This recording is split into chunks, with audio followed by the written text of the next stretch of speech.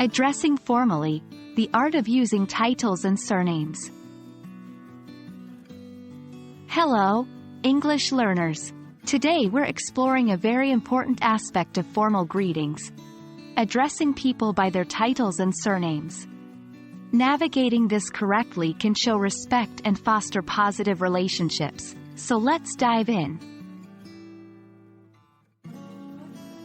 Using someone's title and surname when greeting them is a sign of respect, particularly in formal situations. It's about acknowledging their achievements, position, or status. This practice is common in professional settings, academia, or when meeting someone for the first time.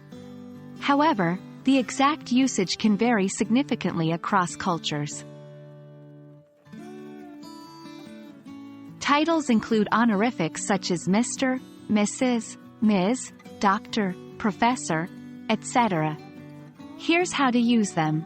Mr. is used for men, regardless of their marital status. Mrs. is traditionally used for married women. Ms. is a neutral term, used regardless of a woman's marital status. Doctor is used for individuals who hold a doctorate degree or medical practitioners. Professor is used for individuals who teach at a university level. These titles are usually followed by the person's surname. For example, Mr. Smith or Dr. Johnson. Understanding cultural nuances is key. In some cultures, the surname comes before the given name, such as in China or Japan. In this case, you'd use the surname first, for example, Mr. Lee or Dr. Suzuki. In many Western cultures, it's appropriate to switch to first names once a mutual agreement is reached. However, in other cultures, such as in Germany, using the title and surname is common even in long-term professional relationships. Mistakes are part of learning. If you use a wrong title or mispronounce a name, apologize and ask for the correct pronunciation or preferred title.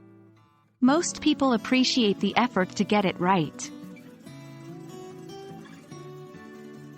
And that's it for today. Remember, using titles and surnames is a way to show respect and establish positive professional relationships.